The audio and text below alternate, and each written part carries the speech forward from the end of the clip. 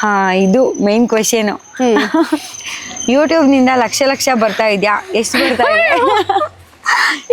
ಇವಾಗಿಂದ ಒಂದ್ ಇನ್ಕಮ್ ಶುರು ಆಗಿದೆ, ಲಕ್ಷ ಲಕ್ಷ ಬರಕ್ಕಿನ್ನ ಶುರು ಆಗಿಲ್ಲ. ನೀವೆಲ್ಲ ನೋಡಿ ಜಾಸ್ತಿ ವ್ಯೂಸ್ ಆದ್ರೆ ಲಕ್ಷ ಲಕ್ಷ ಬರೋದಕ್ಕೆ ಶುರು ಆಗುತ್ತೆ. ವ್ಯೂಸ್ ಅಂತೂ ಜಾಸ್ತಿ ಇದೆ, ನಾವು ನೋಡಿದೀವಿ. ಹೌದು, ಅದು ಆಕ್ಚುಲಿ ಮಾನಿಟೈಸ್ ಆಗೋ ಮುಂಚೆ ಕೆಲವೊಂದು ಹಾಕಿರ್ತೀವಿ, ಸೊ ಅದು ಕೌಂಟ್ ಆಗಿರಲ್ಲ. ಹಾಗಾಗಿ ನೀವು ಲಕ್ಷ ಲಕ್ಷ ಬರ್ಬೇಕಂದ್ರೆ ಲಕ್ಷಾಂತರ ವ್ಯೂಸ್ ಆಗ್ಲಿ.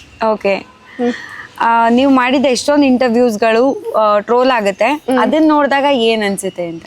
ಟ್ರೋಲ್ ಅಂದ್ರೆ ಪಾಸಿಟಿವ್ ಆಗ? Positive or negative?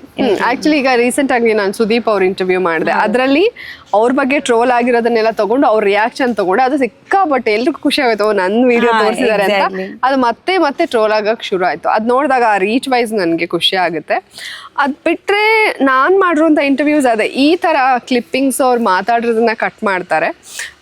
ಅದು ಪಾಸಿಟಿವ್ ಆಗಿ ಟ್ರೋಲ್ ಆಗುತ್ತೆ, ನನಗೆ ತುಂಬ ಖುಷಿನೇ. ರೀಚ್ ಇನ್ನೂ ಜಾಸ್ತಿ ಆಗುತ್ತಲ್ವಾ. ನೆಗೆಟಿವ್ ಟ್ರೋಲ್ಸ್ ನೋಡಿದಾಗ ಏನ್ ಅನ್ಸುತ್ತೆ?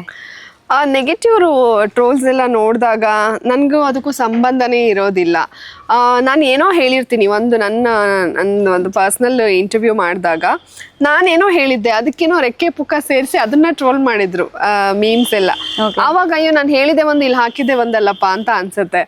ಅದು ಆ ಇಂಟರ್ವ್ಯೂ ನೋಡಿದವ್ರಿಗೆ ಗೊತ್ತಾಗುತ್ತೆ ನಾನು ಆ ಥರ ಹೇಳಿಲ್ಲ ಅಂತ. ಬರೀ ಆ ಟ್ರೋಲೇ ನೋಡ್ದವು ಇವಳು ಹಿಂಗೆ ಹೇಳಿದಲ್ಲ ಅನ್ಕೊಂಡು ಸುಮ್ಮನೆ ಆಗ್ಬಿಡ್ತಾರೆ. ಅವಾಗ ಸ್ವಲ್ಪ ಇವಾಗ ಏನಕ್ಕೆ ಹಿಂಗೆಲ್ಲ ಮಾಡ್ತಾರಪ್ಪ ಅಂತ ಅನ್ಸುತ್ತೆ ಅಷ್ಟೇ. ಓಕೆ, ಅದೇ ಟ್ರೋಲ್ಗಳಲ್ಲಿ ನಿಮ್ಗೆ ನೋವಾದ ವಿಷಯ ಯಾವುದು ಅಂತ? ತುಂಬಾ ನೋವು ಕೊಟ್ಟಂತ ವಿಷಯ? ನಾನು ಟ್ರೋಲ್ಗೆಲ್ಲ ನೋವು ಪಟ್ಕೊಳ್ಳೋದೇ ಇಲ್ಲ ಲೈಫಲ್ಲಿ.